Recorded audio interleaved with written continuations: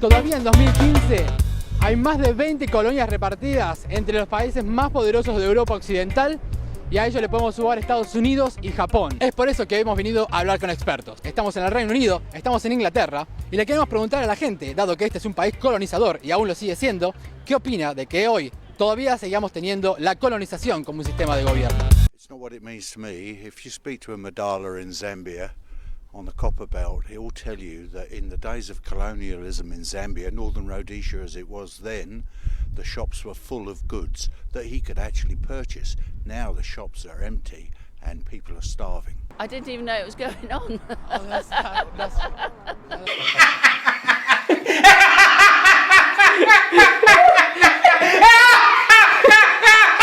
In my opinion, I believe that because Britain used to be Great Britain, and you ruled the world, that's the reason why everybody have a better right to come here and sit back and enjoy. I didn't even know it was going on. Oh, that's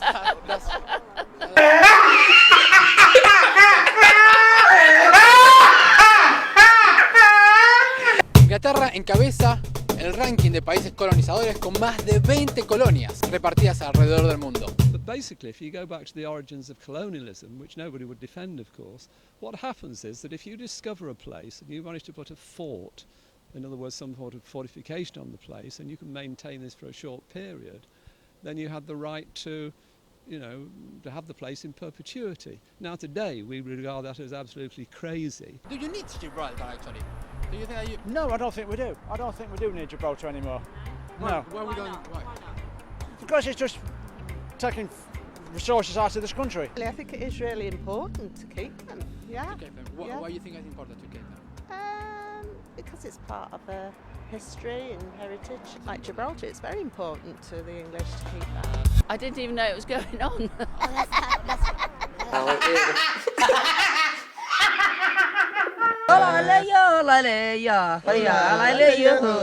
En esas colonias,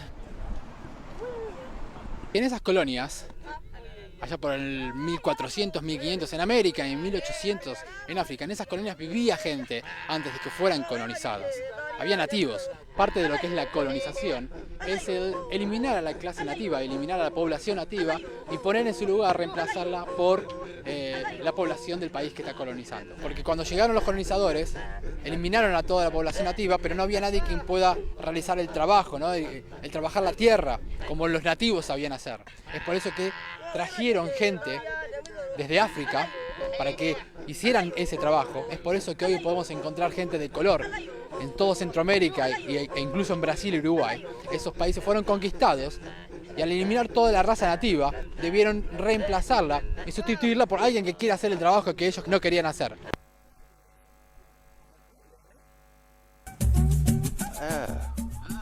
Yeah, good question. What does it mean? What does colonialism mean to you? The concept. Do you know what the concept is? Well, I think it's when the British Empire ruled other countries. My name's Jonathan. People would go into other countries and take over the, perhaps organise it or run it in a different way. My name's Jonathan. Similar, mainly British colonialism comes to mind. People going into countries and making it be British. Historically, European countries going to countries overseas, Africa and Asia predominantly, but also America, and basically taking them over. I suppose, taking the countries over, ruling them, and also taking the resources from those countries, and also I think historically slavery. Y utilizando la esclavitud, la fuerza militar, y obviamente comercializando todo lo que son los minerales, cacao, azúcar, oro, plata. Fue de que, bueno, esos países africanos y americanos fueron completamente devastados. It's one country going into another country and stealing their resources and their culture. It's a history. How we formed our country, right? Colonists. What's made us what we are. Diverse cultures that we've taken on. My name's Jonathan. ¿Hablas español? Sí. ¿Podemos hablar en español o vamos Sí, por sí. inglés? Español. ¿Sabes qué quiere decir colonización? Sí, claro, bueno, en México hubo mucho de eso, entonces llegaron los españoles y colonizaron, bueno, lo que era México, que era, bueno, en ese entonces eran diferentes poblaciones por separado, no había el concepto de México. My name's Jonathan. Because we've got parts of the world that we think we're still part of the British colony, but in reality, whether they are or not is debatable, I think. ¿Por qué piensan que deberían tener esas tierras? ¿Hay un rédito económico atrás de todo esto? ¿Hay un rédito de poder y político?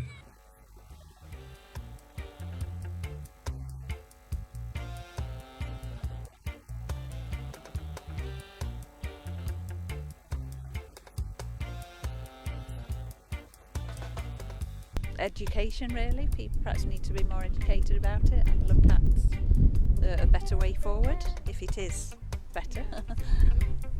It's possibly become part of a tradition in terms of could be seen as a positive thing if it's sharing knowledge and values. It just depends what assets there are.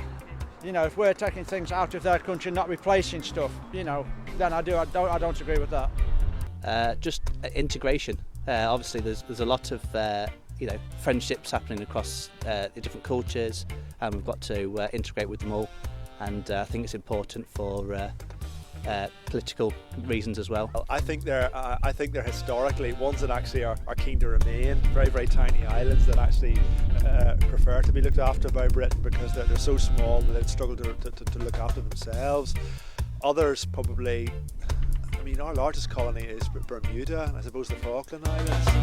No, I think the only reason we colonised was because the Irish were starving in Ireland and the Scottish didn't have enough work, so they had to go away.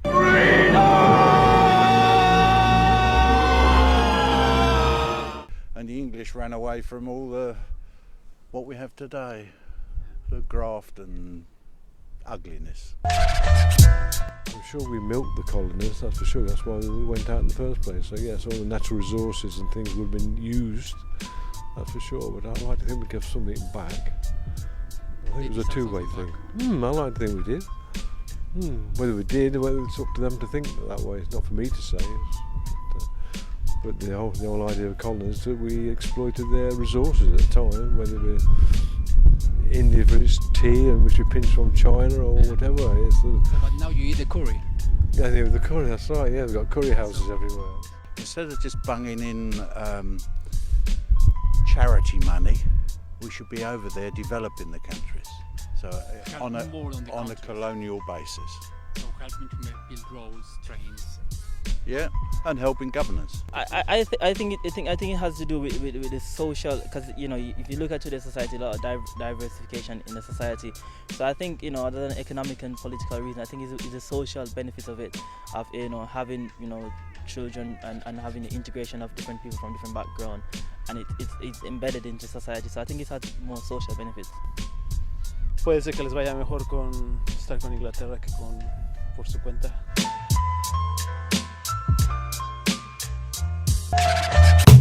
Veamos qué opina la gente cuando le preguntamos acerca de su identidad, acerca de su cultura. Y son capaces de decirnos de que la colonización es parte de la identidad británica. Colonialism. I don't think the UK is, I mean, I might be wrong here, but I don't think the UK is terribly proud of its colonial past, and I don't think the UK would really want to colonise any other countries. But I think other countries would be interested in colonialism. Maybe Russia particularly, China possibly, but certainly Russia. It's part of their identity, yeah, I'd say. But yeah, I'd say it's part of their identity. Why it's part of what we've done. in the past, it's just sort of there. And it always will be. Oh, well, we went into countries hundreds of years ago and stole their stuff and took things from them. And we can't change that, but sort of have to live with it. Do you think it's part of the identity, for example, of the UK? Do you think it's... Well, yeah, it could be to proud heritage. It might be, really. I think it has a lot to do with tradition, and one thing about tradition is it continues. ¿Crees que parte de la identidad de esos países, parte de la cultura, el ser colonizador? Pues yo creo que no están muy conscientes de lo que hicieron, ¿no? A lo mejor para ellos es natural ir a otro país y saquear, ¿no? En 1833, luego de que las islas pasaran por varias manos, entre ellas manos españolas y francesas, los británicos pusieron 2 buques enfrente a las islas y gentilmente le pidieron al gobernador de que dejara las islas y retornara a su país, Argentina. So whose it is incredibly debatable, and any Argentine who says firmly that they are Argentinian is quite frankly out of his mind. Are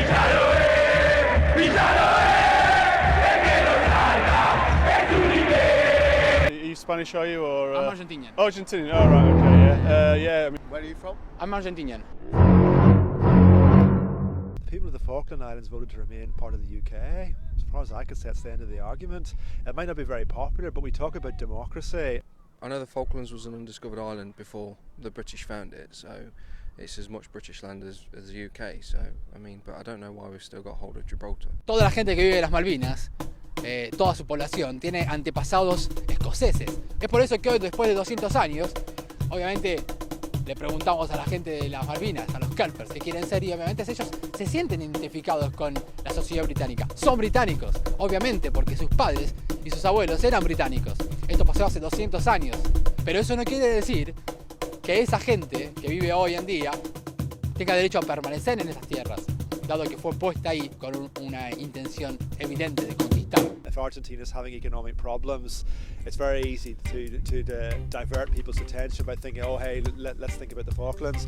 I mean, the Kaiser in Germany did that before the First World War because the German people wanted more democracy. So the Kaiser distracted them by talking about let's go to war and conquer other countries. In uns marschiert Deutschland und hinter uns kommt Deutschland.